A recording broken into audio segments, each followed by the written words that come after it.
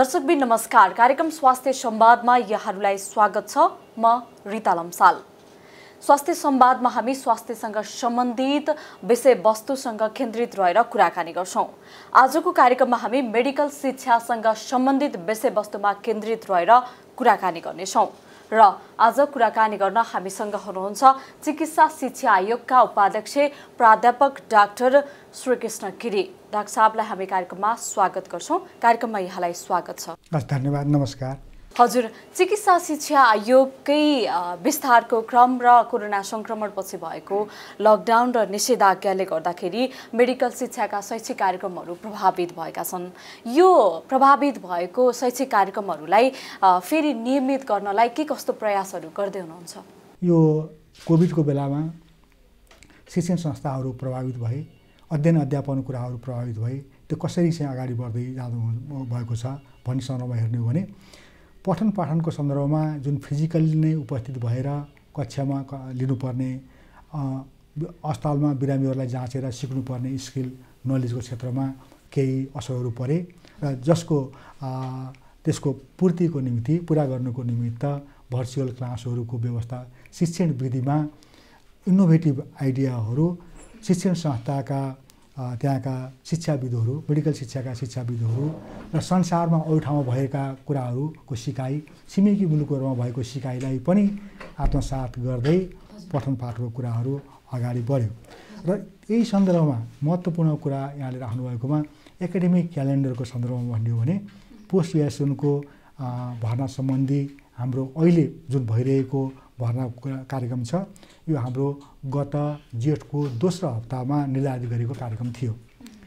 त्यो कोभिडको कारणले जेठमा हामीले परीक्षार्थीहरू जम्मा गरेर भेला गरेर परीक्षा लिन सक्ने स्थिति भएन, त्यसको पोस्टपोन भयो र असोजमा हामीले प्लानिङ गऱ्यौँ र असोजमा फेरि केही हाम्रो चाहिँ मुद्दाहरू परे, यो कानुनी अडचनहरू देखा परे, त्यसमा फेरि स्टे अर्डर आयो र हामीले पुसमा आएर परीक्षा लिन सक्यौँ र अहिले परीक्षा लिने काम सकेर विद्यार्थी भर्ना गर्ने कामहरू सुरु गरेका छौँ। यसले करिब 1600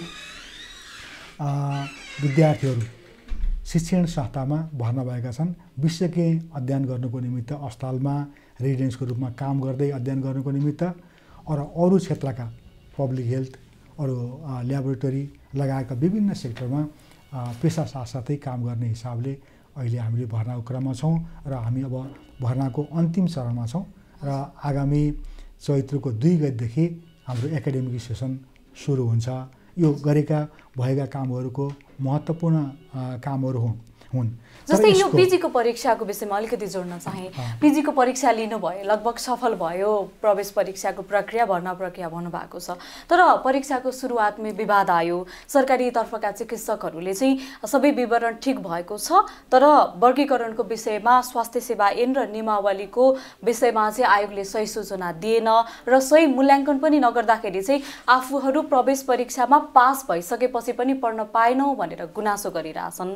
आयोगले प्रवेश परीक्षा अघि नै यो विद्यार्थीहरूको विवरण किन मूल्याङ्कन गरेन? विद्यार्थीहरूको आयोगको प्रवेश परीक्षा पहिले नै यहाँले जुन मूल्याङ्कन सुन्नुभयो, सबभन्दा पहिले यसको प्रक्रिया नीति नियमको बारेमा म अलिकति कुरा गर्छु, त्यसले प्रश्न पार्छ। चिकित्सा शिक्षा आयोग स्थापना हुँदाखेरि हाम्रो हातमा ऐन मात्रै थियो। नियमावली, त्यसका चाहिँ विनियमहरू, कार्यविधिहरू हामीले निर्माण गऱ्यौँ।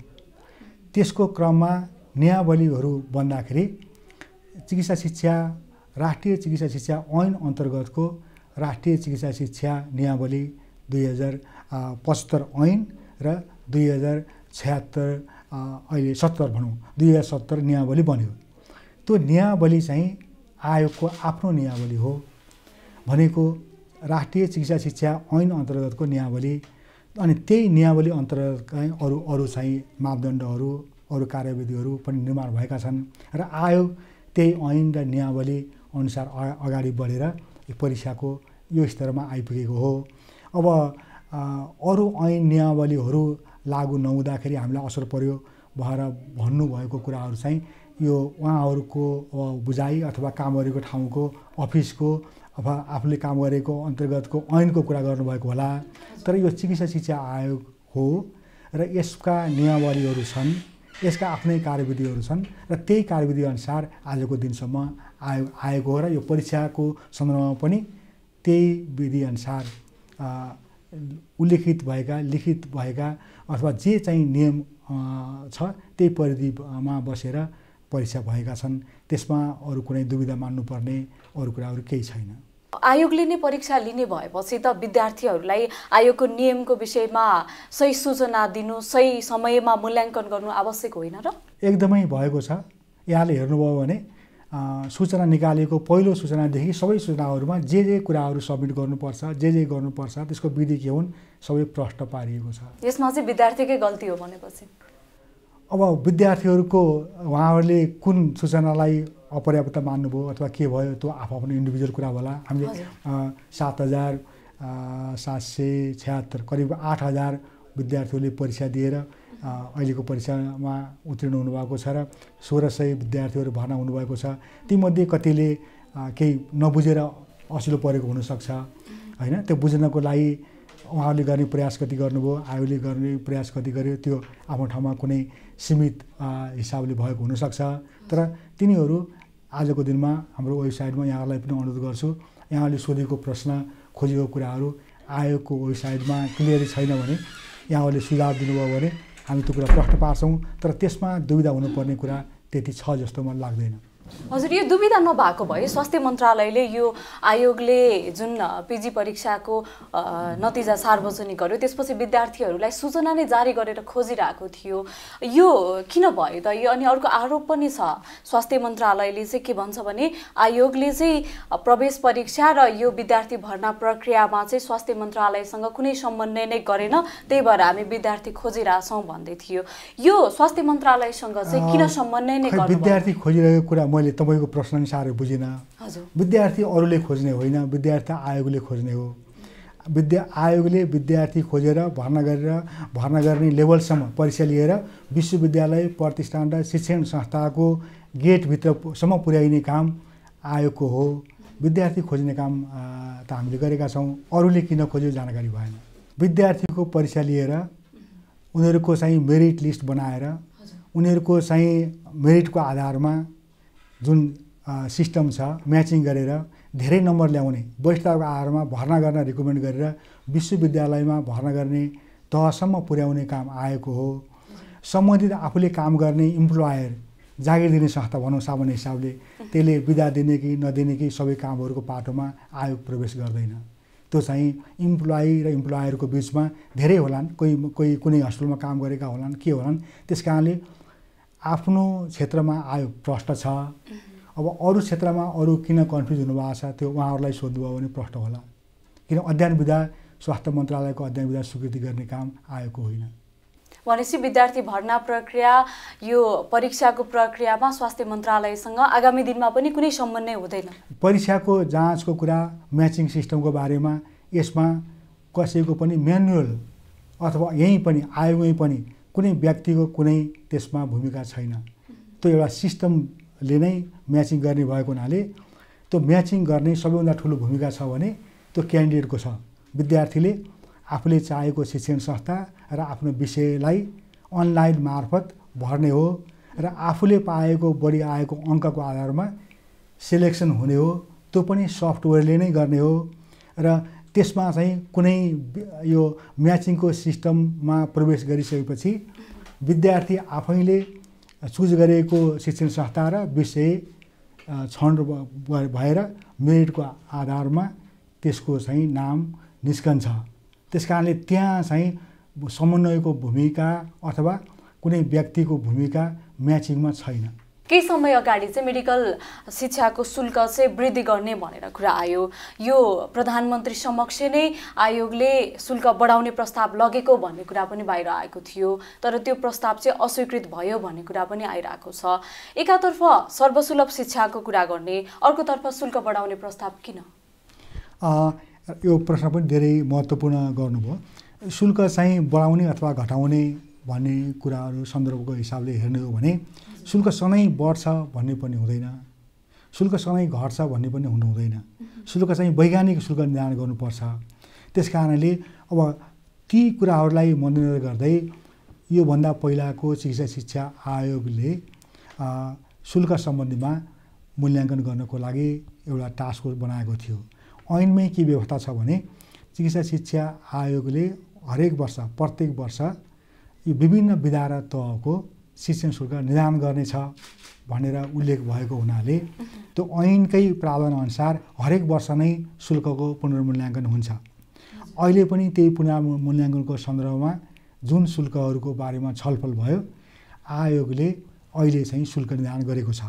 शुल्क निर्धारण गर्दाखेरि केही शुल्कहरू गत सालको जस्तो थियो त्यही नै भएको छ र भने केही शुल्कहरू वृद्धि भएका छन्, केही शुल्कहरू घटेका छन् हैन। त्यो सबै कुराहरूको सन्दर्भमा अब धेरै जसोको चासोको विषय एमबिबिएस र बिडिएसको हुने हुनाले एमबिबिएस र बिडिएसको सन्दर्भमा शुल्क यथावत छ। त्यो किनभने शुल्क वृद्धि घट्यो कि बढ्यो भनेर सर्वसाधारणले चासो राख्ने विषय नै यिनै दुईटा विषय जस्तो मलाई देखिन्छ। तर चिकित्सा शिक्षाको सन्दर्भमा हेर्ने हो भने यी दुईटा बिडिएस र एमबिबिएस मात्रै चिकित्सा शिक्षाका विधाका विषयहरू होइनन्। अहिले शुल्क निर्धारण गरेको सन्दर्भमा हेर्ने हो भने आयोगले मास्टर लेभलका भनेको स्नातकोत्तर तहका 17-18 सालको सबै विधाका र स्नातक तहको सबै विधाको शुल्क निर्धारण गरेको हो। अब पोस्ट ग्रेजुएसन लेभलको स्नातकोत्तर तहको शुल्क गत सालको शुल्क जे थियो त्यो नै कायम भएको छ भने केही विषयहरूमा शुल्क घटेको पनि छ हैन। अब जुन विषयहरू गत साल नै निर्धारण भएको थियो त्यो यथावत रह्यो। जुन विषयहरूमा गत साल शुल्क निर्धारण चाहिँ राम्रोसँग भएको थिएन भनेको के हो भने गत साल शुल्क निर्धारण गर्दाखेरि एमबिबिएस र बिडिएसको हकमा शुल्क निर्धारण भयो भने अरू सन्दर्भमा विश्वविद्यालय वा प्रतिष्ठानहरूले निर्धारण गरेकै शुल्कलाई कायम गर्ने भनेर निर्धारण भएको थियो। अब त्यसलाई एकरूपता ल्याउनको निमित्त हेर्दाखेरि त्यो टास्क फोर्सले के रिकमेन्ड गर्यो भने शुल्कहरू स्नातक तहमा कुनै विधाहरूमा जस्तै उदाहरणको लागि भन्यो भने नर्सिङ विधाको कुरा गरौँ। नर्सिङ विधामा ब्याचलर लेभलको नर्सिङ विधाको पढाइमा 5 लाखदेखि 15 लाखसम्मको भिन्न शुल्कहरू रहेछन्। त्यसलाई चाहिँ अब अहिले आएर 7,50,000 को कायम गर्यो। अब यो 7,50,000 शुल्क कायम गर्दाखेरि जुन संस्थाहरूले 5 लाख 6 लाख लिएर पढाएका थिए उनीहरूको हकमा वृद्धि भयो, जसले 15 लाख लिएका थिए उनीहरूको हकमा घटे जस्तो देखियो। तर के हो भने यो एकरूपता ल्याउनको निमित्त एक किसिमको अहिले वैज्ञानिक शुल्क भनेर हामी जुन भनेका छौँ त्यो हिसाबले गऱ्यौँ। केही संस्थाहरूले अहिले धेरै नै असन्तुष्टि व्यक्त गर्नुभएको पनि छ कि 15 लाखमा पढाइरहेको कुरा 7 लाखमा कसरी 7.5 लाखमा कसरी पाउन सकिन्छ भन्ने पनि आएको छ।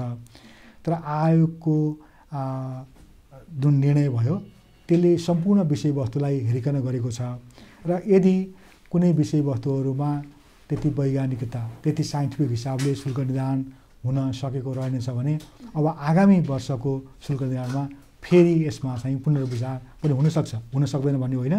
किनभने यसलाई वैज्ञानिक हिसाबको शुल्क निर्धारण पद्धति भनेका छौँ जसमा चाहिँ उसको भूगोल, उसको लागत खर्च, उसको चाहिँ सञ्चालन खर्च, उसले प्रक्रिया गर्नुपर्ने आधुनिक मसिनहरू, सामानहरू, विद्यार्थीहरूलाई पढ्ने इन्भाइरोमेन्ट, पुस्तकालय अपग्रेड गर्नुपर्ने लगायतका विभिन्न पक्षहरूले शुल्कमा असर पार्दछ। उसले प्रदान गर्ने, अस्पतालले प्रदान गर्ने निःशुल्क स्वास्थ्य सेवा, उसले चाहिँ समुदायमा पुर्याएको स्वास्थ्य सेवा, उसले प्रदान गर्ने छात्रवृत्ति, यी आदि धेरै कुराहरूलाई हेरेर लिएर शुल्क निर्धारण गर्नुपर्ने भएको हुनाले यो शुल्कमा विविधता नआओस् र शुल्क निर्धारण गर्ने पाटोहरू अब त्यसको चाहिँ कन्ट्रिब्युटिङ फ्याक्टर्स कुन कुराले अधिकतम रूपमा शुल्कलाई असर पार्छ भन्ने कुरामा पनि ध्यान जाओस् भन्ने कुरालाई मध्यनजर गरिएको छ।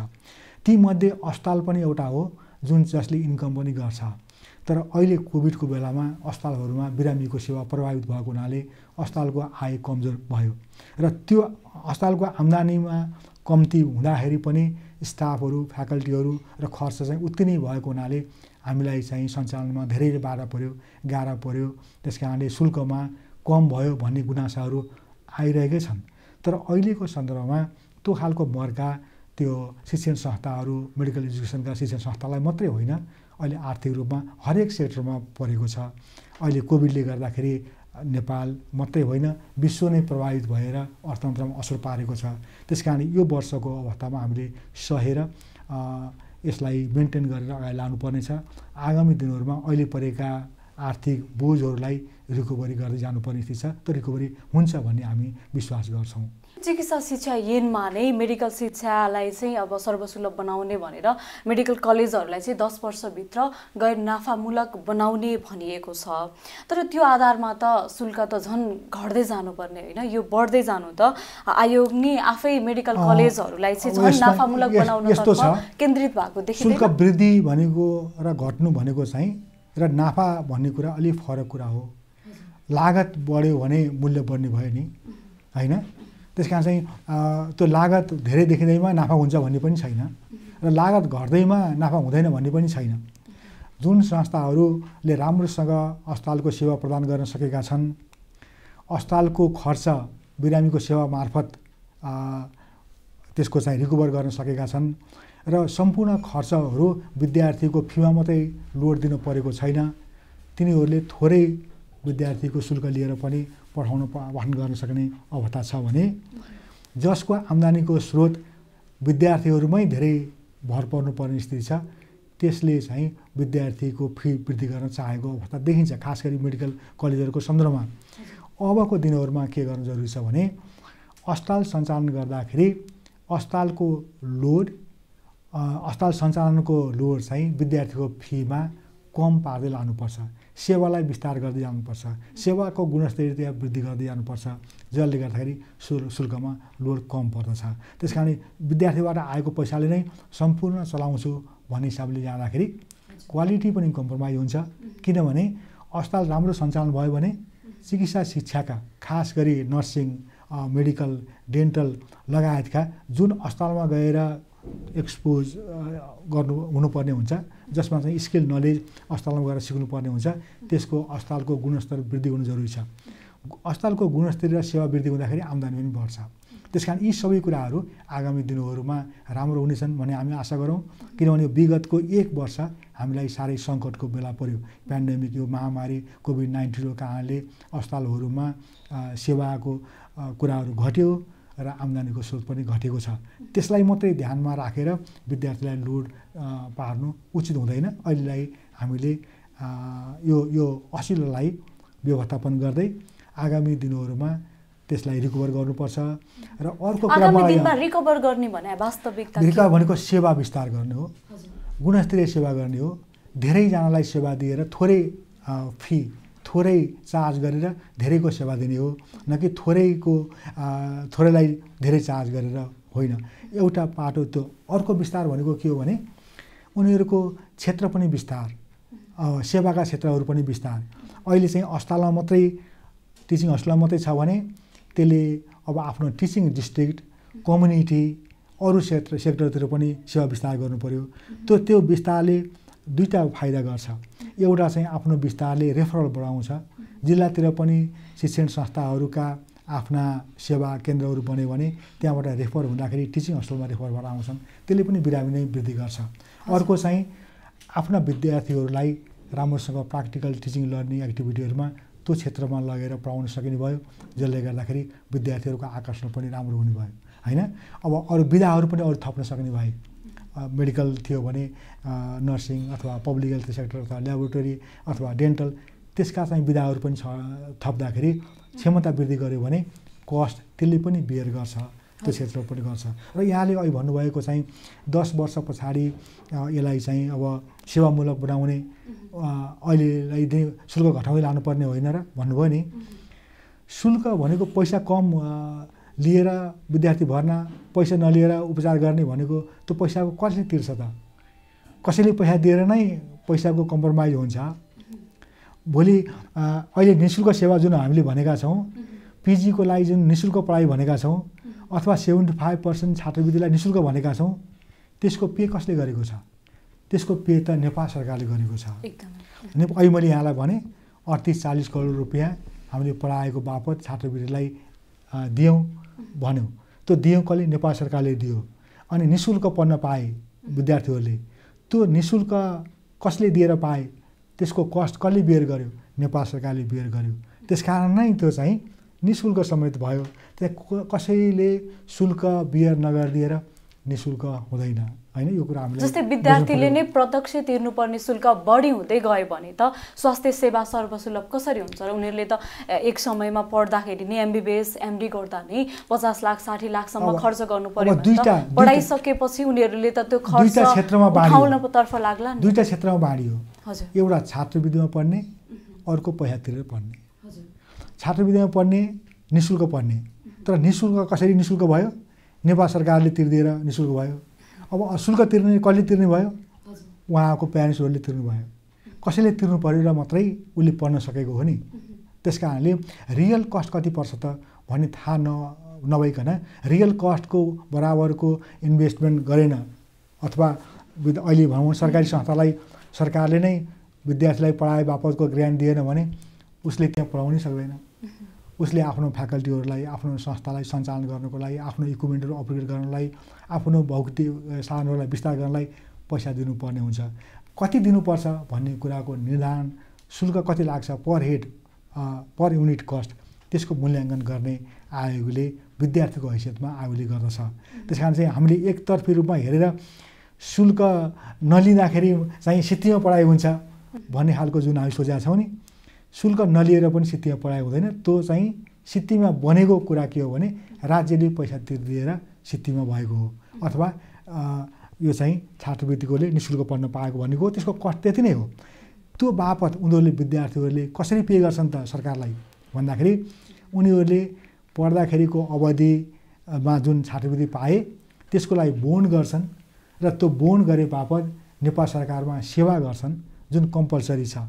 त्यो कम्पलसरी सेवा बापत जनताले तिरेको ट्याक्सले उनीहरूलाई तिर्दिएको ग्रान्टको रिटर्नमा उनीहरूले सेवा दिन्छन् भनेको उनीहरूको सेवा त्यो पैसा बराबरको सेवा हो, सित्तीमा चाहिँ होइन। अहिलेको बुझाइ त्यसले पनि अलिकति हाम्रो सोचमा एउटा चाहिँ मोरल रेस्पोन्सिबिलिटीमा असर पारेको छ कि मैले सित्तीमा पढ्दैछु भनेर यदि विद्यार्थीहरूले छात्रवृत्ति पाएर सोच्नु भएको छ भने त्यो चाहिँ गलत हो। उहाँहरूलाई राज्यले कन्ट्रिब्युट गरेको हो जसको फलस्वरूप उहाँहरूले सेवा दिनुहुन्छ भनेर र त्यो सेवा दिनको लागि बोन्ड गर्छ हैन। त्यो बोन्ड अहिले छात्रवृत्ति सन्दर्भमा चिकित्सा शिक्षा आयोगले गर्छ। डाक्टर साहब अर्को कुरा यो चिकित्सा शिक्षा सुधारका लागि डाक्टर गोविन्द केसीले धेरै पटक अनसन बस्नुभयो, धेरै पटक सम्झौताहरू पनि भए, तर कतिपय सम्झौताहरू अझै कार्यान्वयन भएको छैन भनेर उहाँले आवाज उठाइरहनु भएको छ नि, यसमा के भन्नुहुन्छ? त्यो उहाँले राखेका मागहरू नेपाल सरकारप्रति लक्षित छन्। त्यस कारणले आयोग चाहिँ जे नियमावली बन्छ त्यो लागू गर्छ। डाक्टर साहब अर्को कुरा यो पिजीको भर्ना प्रक्रिया बल्ल सुरु भयो, अब चैतमा पढाइ हुने कुरा गर्नुभएको छ। एमबीबीएस बीडीएस लगायतका स्नातक तहको प्रवेश परीक्षा र पढाइ कहिलेदेखि सुरु हुन्छ? अब हामी एक हप्ताभित्रमा यसको नोटिस निकाल्छौँ। यो अहिले भइरहेको पिजीको परीक्षा अब हुने भनेको एमबीबीएसको प्रवेश परीक्षाहरू भनेको गत वर्षकै शैक्षिक कार्यक्रम अन्तर्गतको हो। कोरोना सङ्क्रमण र लकडाउनपछि यो प्रभावित भएको थियो। अब आगामी वर्षको शैक्षिक कार्यक्रमहरू कसरी सञ्चालन हुन्छ? हामीले चाहिँ गत वर्ष नै एकाडेमिक क्यालेन्डर बनाएका छौँ। हामी त्यो क्यालेन्डरलाई मिट गर्न प्रयास गर्छौँ। अब यही वर्ष त रिकभर हुन्छ भन्ने छैन, तर त्यसको नजिकतिर जान्छौँ। जस्तै अहिलेको हिसाबमा हामीले पिजीको जेठको दोस्रो हप्ता जुन हाम्रो एकाडेमिक क्यालेन्डरमा थियो, अब जेठमा गर्न नसके पनि असार साउनमा गर्छौँ। अनि जसले गर्दा अर्को वर्ष चाहिँ अनि जेठतिर आउन सकोस्। 1-2 महिना ओभरल्यापिङ भए पनि हामी रिकभर गरेर 2-3 वर्षमा यो रेगुलर यदि अरू फ्याक्टरहरू होइन यो पेन्डेमिक भने जस्तै कुराले हामीलाई डिस्टर्ब गरेन भने अब यदि नर्मल वेमा गयो भने अथवा अर्को हिसाबले अहिले नयाँ टर्म न्यू नर्मलै भनौँ गयो भने आजको दिनको हिसाबले सुधारात्मक छ नि अहिलेको परिस्थिति, यो हिसाबमा गयो भने हामी 1-2 वर्षमा आफ्नो एकाडेमिक क्यालेन्डर फेरि नियमित ठाउँमा ल्याउँछौँ। हजुर, हामी कार्यक्रमको अन्त्यतिर पनि आइसकेका छौँ। अन्तिममा चिकित्सा शिक्षा क्षेत्रका सुधारका लागि आयोगले के कस्ता कामहरू गर्दैछ, के कस्ता योजनाहरू बनाएर अगाडि बढ्नु भएको छ?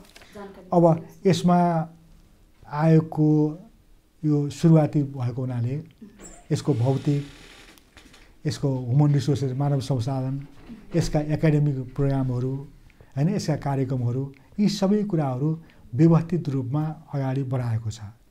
अब भौतिक भनेर मैले भने हाम्रो आफ्नै फिजिकल स्ट्रक्चर आफ्नै बिल्डिङ नभएको हुनाले अहिले हामीले अस्थायी रूपमा जुन ठाउँमा बसेका छौँ त्यो हाम्रो आफ्नै बिल्डिङ होइन।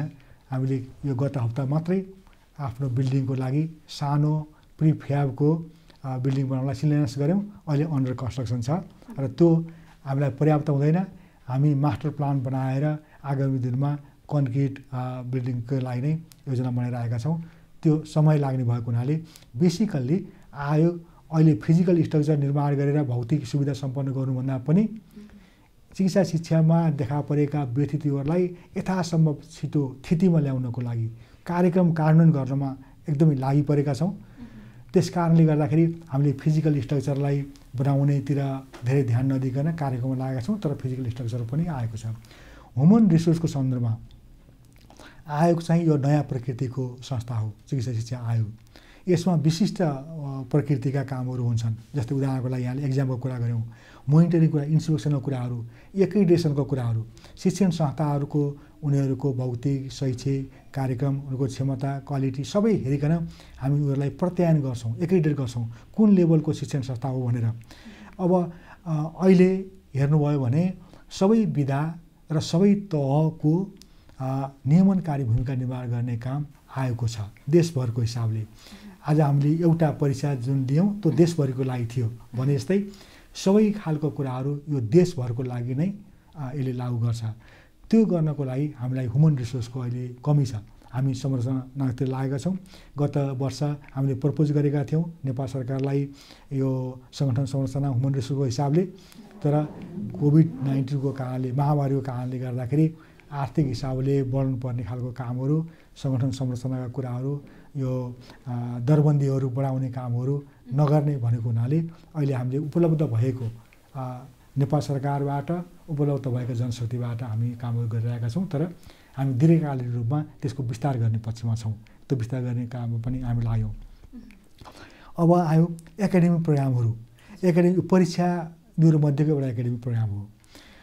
तर यो एकाडेमिक प्रोग्राम गुणस्तरीयता कायम गर्ने, विद्यार्थीहरूलाई क्वालिटीको विद्यार्थीलाई विश्वविद्यालयमा इन्ट्री गराउने एउटा मात्रै पाटो हो। तर त्यतिले मात्रै क्वालिटी मेन्टेन हुँदैन। क्वालिटी मेन्टेन गर्नको निमित्त त्यसभित्रको अध्ययन अध्यापनका कुराहरू पनि क्वालिटीको हुनु पर्यो। भौतिक संरचना, त्यहाँ पठन पाठन गराउने फ्याकल्टी, त्यसका साधनहरू, पठन पाठनका विधि, त्यसका नियमितताहरू, त्यसको चाहिँ पिरियोडिक इभ्यालुएसन, यी आदि कुराहरू जुन छन् ती कुराहरू पनि जरुरी छ। त्यो पनि आयोगले त्यो तर्फबाट पनि अब अगाडि कुराहरू बढाउँछ। अझ योभन्दा विशाल कुरा यहाँले कुरा गर्ने हो भने यो देशमा आवश्यक पर्ने स्वास्थ्यका जनशक्तिहरू चिकित्सा शिक्षाका माध्यमबाट स्वास्थ्य सेवा प्रदान गर्ने जनशक्ति उत्पादन गर्नको निमित्त ह्युमन रिसोर्सको प्रोजेक्सन गर्ने, यो मुलुकलाई देशलाई कुन अवधिमा कुन ठाउँमा कति जनशक्ति चाहिन्छ भनेर उत्पादन गर्नको लागि प्रक्षेपण गर्ने प्लानिङ गर्ने काम पनि आएको हो। त्यसमा पनि अगाडि लागेको छ। त्यो काम गर्नको लागि चिकित्सा शिक्षाको क्षेत्रमा पठन पाठन गराउने शिक्षण संस्थाको स्थापना गराउने कुन ठाउँको लागि उपयुक्त छ भनेर म्यापिङ गरेर नेपाल सरकारलाई सल्लाह दिने काम पनि यसको हो। त्यस कारणले त्यो क्षेत्रमा पनि हामी काम गरिरहेका छौँ कि अब खासै भन्ने हो भने यत्तिकै कुरा गर्ने हो भने देशमा अहिले पनि मैले सुरुमा भने यो वितरण भएका शिक्षण संस्थाहरू सहर केन्द्रित जनसङ्ख्या बढी भएका ठाउँमा छन् भने हाम्रो चाहिँ भूगोल विकट पहाडहरू भएको दुर्गम ठाउँहरूमा शिक्षण संस्थाहरू स्थापना हुने कुराहरूमा पछाडि परेका छन्। जस्तै अहिले हेऱ्यो भने यो बागमती प्रदेशमा हेऱ्यो भने 8-10वटा शिक्षण संस्थाहरू युनिभर्सिटी प्रतिष्ठान छन् भने सुदूरपश्चिममा जाने हो भने आज एउटा पनि छैन होइन। कर्णालीमा एउटा स्थापना भएको छ, दोस्रो चाहिँ स्थापना हुने क्रममा छ। त्यस कारणले क्षेत्रगत रूपमा पनि प्रायोरिटाइज गरेर नेपाल सरकारलाई शिक्षण संस्था स्थापना गर्न सहयोग गर्ने काम पनि चिकित्सा शिक्षा आयोगले गर्छ। त्यसलाई पनि अगाडि बढाइराखेको छ। यी सन्दर्भमा सबै कुरा अहिले मैले सुरुमा भनेको कुरालाई हेर्ने हो भने सारगर्भित रूपमा भन्यो भने यो मुलुकमा गुणस्तरीय स्वास्थ्य सेवा प्रदान गर्नको निमित्त विभिन्न व्यक्ति भूगोल जनजाति विभिन्न तहको लागि पुर्याउनको लागि गुणस्तरीय चिकित्सा शिक्षा दिनलाई यी अहिले मैले मेन्सन गरेका अहिले भनेका सबै क्षेत्र सबै व्यक्तिको पहुँच पुर्याएर एउटा उन्नत र विकसित गुणस्तरीय चिकित्सा शिक्षा प्रदान गर्नेतिर यो आयोग लक्षित छ। हिजोका विकृति व्यथिति कुराहरूलाई यसले चाहिँ आफ्नो थितिमा ल्याउँदै एउटा सही ट्र्याकमा सही गन्तव्य लक्ष्य राखेर लक्षित आफ्ना कामहरू उद्देश्यहरूमा यो अग्रसर छ। हजुर डाक्टर साहब, कार्यक्रममा समय दिनुभयो, समय र संवादका लागि यहाँलाई धन्यवाद। यहाँलाई पनि धेरै धन्यवाद। आयोगको तर्फबाट यसले धेरै कुराहरू प्रस्ताउने मौका मिल्यो र म पुनः यहाँलाई धन्यवाद दिन चाहन्छु। धन्यवाद। हजुर दर्शकबिन, आजको कार्यक्रममा हामीले मेडिकल शिक्षासँग सम्बन्धित विषयवस्तुमा केन्द्रित भएर कुराकानी गर्यौं। आगामी दिनमा पनि स्वास्थ्य शिक्षाका विविध विषयमा कुराकानी गर्नको लागि विज्ञसँगको साथमा उपस्थित हुनेछु। त्यतिन्जेलसम्मका लागि बिदा दिनुहोस्। नमस्कार।